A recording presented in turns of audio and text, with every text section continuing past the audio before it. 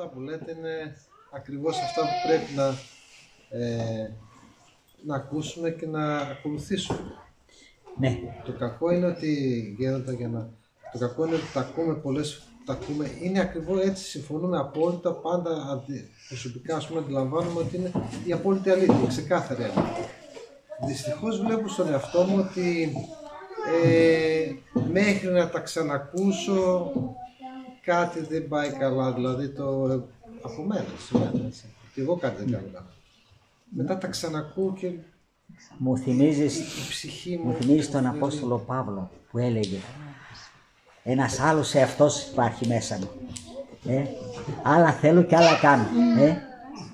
Ναι. Είναι ο άλλος ο λεγάμενος, ο οποίος και αυτός με νύχια και με δόντια προσπαθεί να μας έχει δικούς του. Αλλά αυτό δεν μπορεί να το κάνει αν εμείς δεν του δώσουμε εξουσία, διότι έχουμε το αυτεξούσιο. Αυτό που προσπαθούν με νύχια και δόντια να μας το αφαιρέσουν το αυτεξούσιο, ο Καίσαρας με τα όργανα του, αυτό θέλει να κάνει. Τι άλλο είναι, να μας βάλει μουσκίδες εδώ, εκεί, να μας, σαν τα πρόβατα, να μας βάλει τις μάσκες. Του λέει, θα σας κάνω εγώ ό,τι θέλω, θα σας πάω εγώ που θέλω, θα σας αφήνω εγώ όσο θέλω. Θα λέω εγώ που θα πάτε. Και εκεί που θα πηγαίνετε θα δίνετε και λογαριασμό. Έτσι δεν λέει? Ο Θεός όμως λέει άλλα. Σου έκανα ελεύθερο να θέλεις ή να μην θέλεις. Το θέμα είναι εμείς τώρα. Αν θέλουμε να είμαστε με τον Χριστό ελεύθεροι, και ελεύθερος δεν σημαίνει να πηδήξω ελεύθερα από τον 8ο όροφο κάτω, ελεύθερος να επιλέξω το Θεό, ελεύθερος να επιλέξω τους νόμους του, τις αρετές του. Ελεύθερος είναι.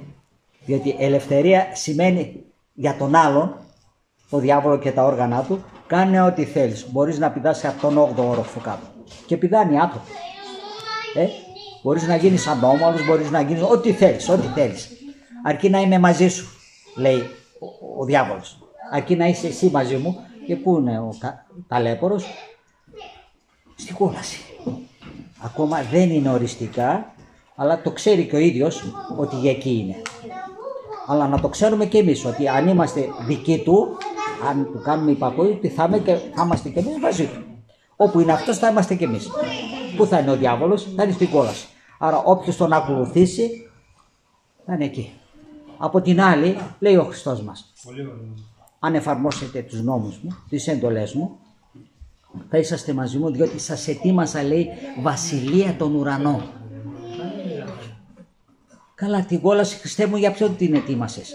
Όχι, λέει, για τους ανθρώπους. Δεν έκανε κόλαση για τους ανθρώπους ο Θεός. Την κόλαση, λέει, την έκανε για τον διάβολο και όσοι τον ακολουθήσουν. Βλέπετε αγάπη. Δεν έκανε, για τον άνθρωπο έκανε παράδεισο, λέει. Αλλά όποιος θέλει, όποιος δεν θέλει, θα πάει με τον άλλον και για τον άλλον έχει κόλαση. Από εμάς εξαρτάται ποιο θα διαλέξουμε. Μόνο από εμάς, από κανέναν άλλο. Αυτές οι προφάσεις, οι δικαιολογίες, να ο άνδρας μου φταίει που με θέλει βαμμένο και με θέλει αυτό, αυτές είναι να είχαμε να λέγαμε. Τα ακούω πολύ συχνά, Βάφομαι γιατί το θέλει ο άνδρας μου. Δεν λέει έχω το πάθος μέσα μου και εγώ φταίω, το ρίχνει και... Δεν σας θυμίζει την Εύα? Δεν φταίω εγώ, την Εύα. Ή απ' την άλλη τον Αδάμ, δεν φταίω εγώ. Να ρίχνουμε την ευθύνη ο ένας στον άλλον.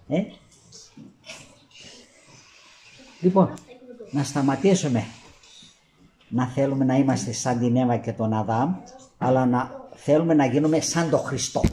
Να του μοιάσουμε του Χριστού στις αρετές. Έτσι δεν λέει ο Απόστολος Παύλος, μιμητέ μου γίνεστε, γιατί και εγώ είμαι μιμητής του Χριστού. Να τον μιμηθούμε, να γίνουμε Χριστοί, χρήσιμοι. Να του μοιάσουμε. Γι' αυτό ήρθε, για να μας δείξει ποιος είναι ο πραγματικός άνθρωπος. Που λέμε εμείς είμαστε άνθρωποι και θεωρούμε ότι είμαστε για αμαρτίες και πάθη. Ο τέλειος άνθρωπος και τέλειος Θεός είναι ο Χριστός. Το πρότυπο μας είναι αυτός. Και ακολουθούν οι Άγιοι, ακολουθούν οι μάρτυρες, οι ομολογητές.